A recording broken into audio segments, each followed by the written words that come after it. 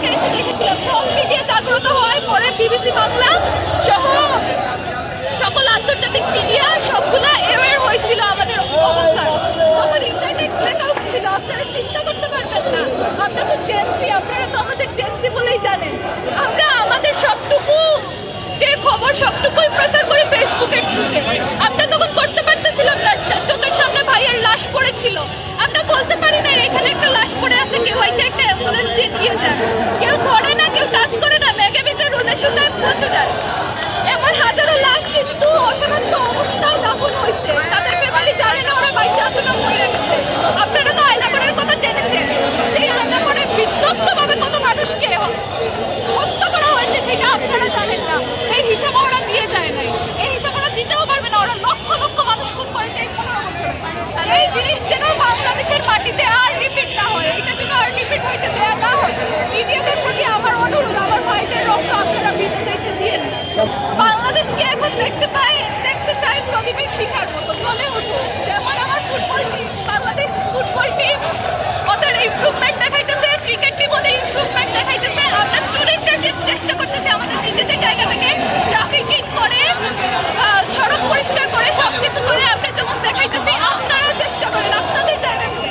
আমরা ভোরের আলোর মতো একটা বাংলাদেশ চাই। আমরা চাই যেই বাংলাদেশে অন্যায় থাকবে না, যেই বাংলাদেশে অবিচার থাকবে না, যেই বাংলাদেশের প্রতিটা নাগরিকের মাথা পিছু আয় সমান হবে, যেই বাংলাদেশে অন্যায়ভাবে কেউ অর্থ আয় করতে পারবে না, যেই বাংলাদেশে ধনী গরিবের মধ্যে কোনো ভেদাভেদ থাকবে না, যেই বাংলাদেশে নিম্ন শ্রেণীর পেশাকে মূল্যায়ন করা হবে, ওদেরকে সম্মান দেওয়া হবে, যেই বাংলাদেশে ভার্সিটিতে চান্স পাইতে হলে ছাত্রলীগ করা লাগবে না, যেই বাংলাদেশে বিসিএসে চাকরি পাইতে হলে আমার ব্যাকগ্রাউন্ডে দেখতে হবে না আমার ফ্যামিলির কে জামাত শিবির কে বিএনপি ছিল। সেই বাংলাদেশ আমরা গঠন করতে চাই। আপনাদের সহযোগিতা কাম্য। আপনারা আমাদের সহযোগিতা না করলে আমরা পারবো না। আপনার বিরুদ্ধে মামলা হয়েছিল, আসলে মামলাটা কেন হয়েছিল? আমার যে মামলাটা হয়েছিল সেটা হয়েছিল তথ্য যোগাযোগ প্রযুক্তি আইনে মামলা। আপনারা হয়তো জানেন যে ওই সরকারের টাইমে 15 বছর টাইমে ওদের নিয়ে লেখালেখি করা যাইতো না, ওদের নিয়ে ফেসবুকে লেখালেখি করা যাইতো না। আমি একটা প্রতিবাদী মেয়ে, আমি ওপেনলি সমালোচনা করছিলাম আমার ফেসবুকের থ্রুতে। আমি আমার আইডিতে ওপেনলি লেখালেখি করছি হাসিনাকে নিয়ে, ওর সকল কুকর্ম নিয়ে আমি লেখালেখি করছি। সেইখান থেকে ওই স্কুলের স্ক্রিনশট এবং সবকিছু কালেক্ট করে ওই ছাত্রলীগ, আমার যে উপজেলা আছে ওইখানে ছাত্রলীগ এবং আওয়ামী লীগ মিলে আমার নামে একটা মামলা দায়ের করে, যেখানে আমার মামা পর্যন্ত আসামি ছিলেন এবং আমার মামাকে ধরে নিয়ে যাওয়া হয়। মামাকে রাতে বেলা এসে ওরা পুলিশে অ্যারেস্ট করে নিয়ে যায় এবং ওইখান থেকে ওনাকে 2 দিনের জন্য রিমান্ডেও নেওয়া হয়।